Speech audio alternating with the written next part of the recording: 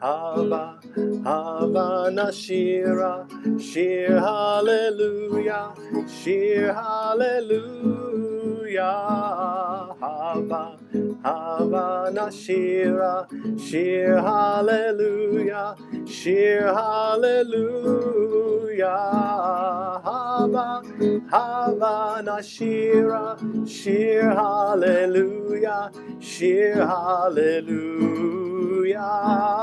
Hava, Hava Nashira, Shir Hallelujah, Shir Hallelujah. Hava, Hava Nashira, Shir Hallelujah, Shir Hallelujah. Hava, Hava Nashira, Shir Hallelujah, Shir Hallelujah. Hava, Hava Nashira, Shir Hallelujah, Shir Hallelujah. Hava, Hava Nashira, Hava Nashira.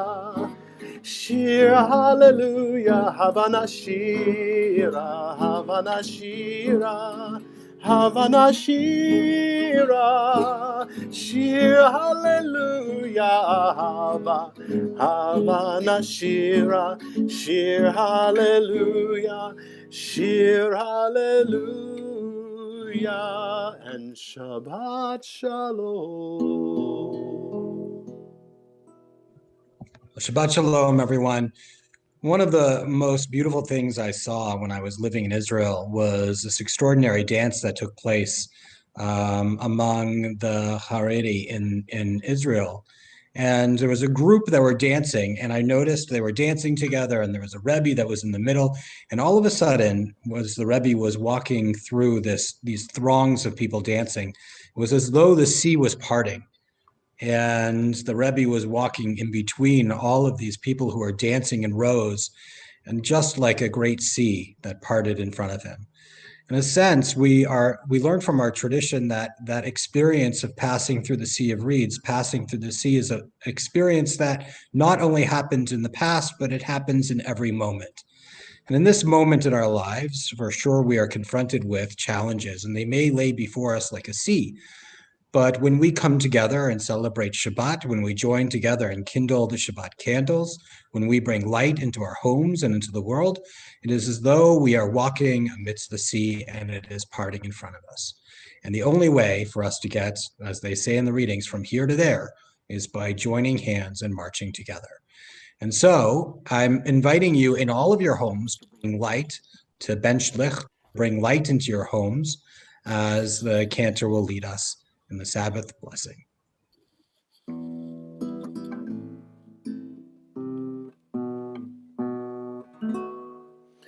Baruch atah Adonai, Eloheinu melech haolam, asher kiddushanu b'mitzvotav,